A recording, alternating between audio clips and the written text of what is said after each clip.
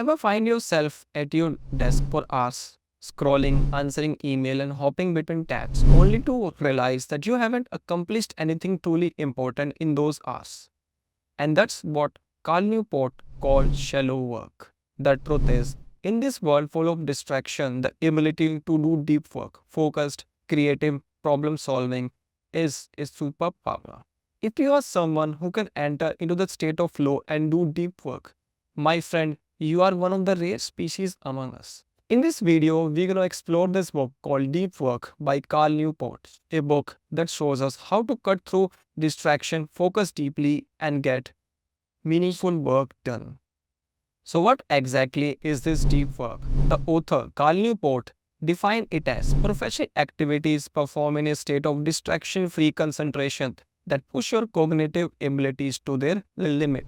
Think about a writer finishing a novel, a scientist working on an experiment, or even a student solving a complex math problem. That is deep work. These deep work require your cognitive load. Shallow work is all those busy tasks like replying email, scrolling reels, and all that thing which keeps you occupied and give you a feeling that you are done, you are doing some work, but in reality, you are not doing any work because these works are non-cognitive demanding. They do not make you productive over time. The scary part is that most people spend their almost entire day doing shallow work, which is why they struggle to create something truly valuable. Because over time, they have trained their brain on those random things they do over day, and especially those short content on YouTube and those reels, which are really dangerous because they consume your attention and they reduce your ability to focus.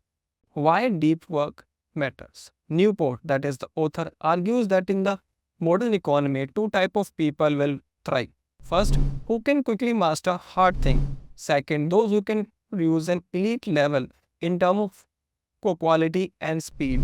And both these things require focus, and again, focus requires deep work.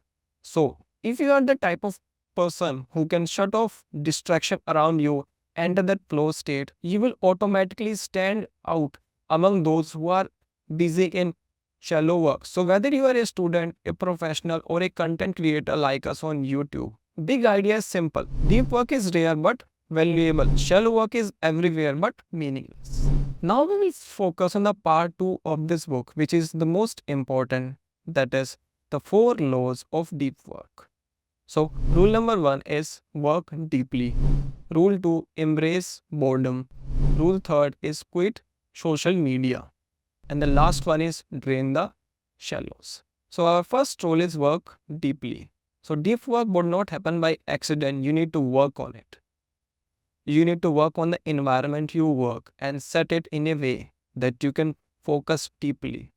For example, you can set specific block of time for deep work. You can remove distraction like keep your internet off while you're working on your PC. Or you can remove your phone from that desk where you work. Okay, you can put it in another room for an hour. Or maybe you can start a rule. Let's say I wake up in the morning, have a cup of tea, and with the tea, I can read few pages. Over time, your brain would know that this time I need to this specific task. So over time, it's going to learn that. Now comes to rule number 2, that is embrace boredom. So we live in a world where boredom feels like a crime. But the author, that is Cal Newport, says, if you want to train your brain for deep work, you must practice doing nothing. This builds your attention. So instead of running for distraction, you let your brain sit in silence. So what I am personally seeing over time is that whenever we are idle or someone is idle, they start scrolling their phone. They check reels, shorts, or even their creator studio. So like all those things. And what do these things make you? These things makes you stable for 5 to 6 minutes. After that 5 to 6 seconds, you get bored and you want a new thing. So over time, what you're training your brain on, that you want something new every few seconds.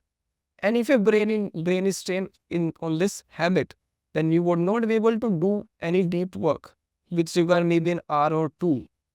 Then within 5 seconds, you get bored and you would not be able to do any work. So over time, you need to leave those things behind and embrace boredom. so that you can do deep work. So now comes the rule number third, that is quit social media. And I know this one hurts the most. But what the author says, isn't it? Delete everything. He says be selective. Just choose which app is going to work for you or which app is going to make you more productive. Maybe you need to ask yourself, is this tool truly bringing value to me or is it just a noise? If it does help with your goal, then you can use it. If it does not help with your goal, then you need to cut that app. Or you can make a time slot fix for that app that I'm going to use it for that 1 hour in my whole day, and rest of the day I'm not going to touch it. The problem with these apps are that you check them every second, every 5 minutes you check them. The problem is not that app, the problem is your habit and those app that pings every time. Okay, so just set a specific time, enjoy that time with that app, and rest of the day don't touch it. With this way, you can embrace the rule third, and it will help you over time achieve that deep work which is required to become productive in this world of competition. Now we are at the rule number 4, the last rule, which is drain the shallows. So these are the work which are unavoidable. You have emails to send, forms to. The key thing is here is to reduce them, minimize them. So what all you can do, again, you can set a specific time slot in which you're going to do those specific tasks which are not productive. Sometimes you can say even no to them. Just I'm not doing it, you can assign it to some other person. The main rule here at the end of all these 4 laws is that you need to protect your deep work hour. We are not saying just stop doing, just 24/7 do deep work. That is impossible. You need to do those unimportant tasks also. Just remember that if you have said that with this 2 hour in the 24 hour of mine, this 2 hour I'm going to do something productive. So you just need to make sure those 2 hours are really you working on that specific task. Don't let those unnecessary work come in between your deep work hour. Just remember, protect your deep work hour like your life depend upon it. Because in the end, no one is going to remember for the emails you reply to, the form you fill. This is going to remember what valuable thing you have created over time. What value you can put into your company, what value you can put into your life. People is going to see that only. No one is going to say that he's busy in the task, he's busy. Everyone is busy. But what we as human beings see, the value the other person has. He does not see what a shallow task he's doing. So remember that. Protect your deep work hour, do deep work and become productive.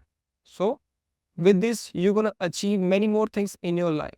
So to wrap up this video, I'm going to say deep work is equals to distraction-free focus that create valuable work. It's rare, that's why it's powerful. You can build it by working deeply, embracing the boredom, quitting unnecessary tools, and at last draining the shallow work from your life.